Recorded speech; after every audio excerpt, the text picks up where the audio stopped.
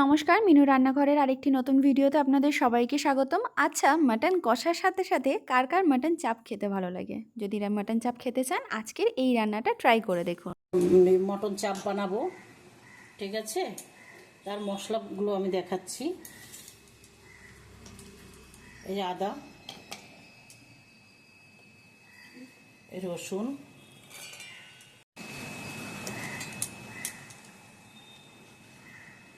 কাঁচা লঙ্কা, এই যে কাজু বাদাম, এটা হচ্ছে চালমগজ, ঠিক আছে? এটা আমি মিক্সিতে দেবো, দিয়ে এটা পিষাই করবো। এই পোস্ত দিচ্ছি আমি, চালমগজ, কাজু বাদাম, পোস্ত। হ্যাঁ, আমি এটা পিষবো। গরম মশলাগুলো দিয়ে দিলাম। এবার আমি পিষাই করি যত্ন করে। আচ্ছা, আমার এই যে মটনগুলোতে আমি নিয়ে দেবো, মশলাগুলো দেবো, ঠিক আছে? এইটা হচ্ছে নুন, পেঁয়াজ, আদা, রসুন, কাঁচা লঙ্কা, টমেটো দিয়ে আমি বেটে রেখেছিলাম।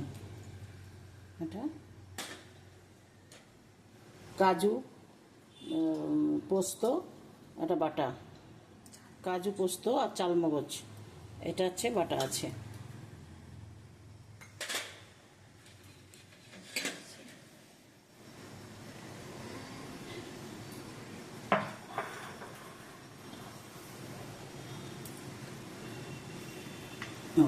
এটা লঙ্কা, রসুন আছে, আদা আছে, পেঁয়াজ আছে।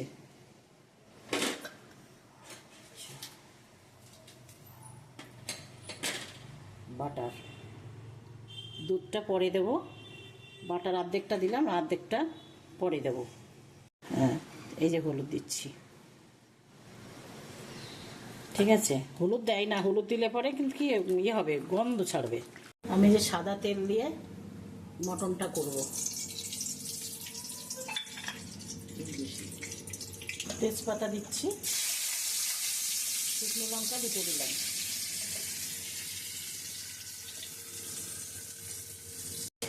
দারচিনি, লবঙ্গ দিয়ে দিলাম। কিছুটা পেঁয়াজ বেটেছে, কিছুটা পেঁয়াজ রেখে ভাজবো।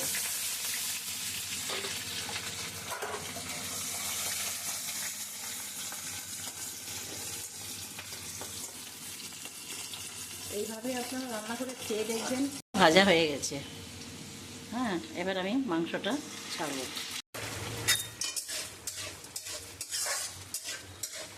কষা হয়ে গেছে, এবার আমি এটাকে ইয়েতে প্রেসার কুকারে একটু সেদ্ধ করব, ঠিক আছে? এটা প্রেসার কুকারে দিয়ে দেবো।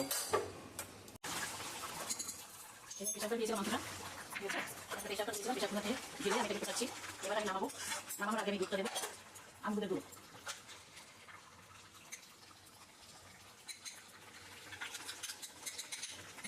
এবার বাটাটা দিয়ে দেবো,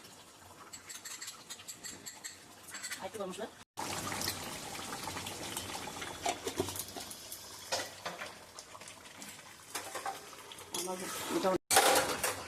দেখুন, আমার রান্না শেষ হয়ে গেছে। হ্যাঁ, এই যে গ্রেভি দেখেছেন, এরকম মটন চাপের এরকম হবে, ঠিক এরকম হবে।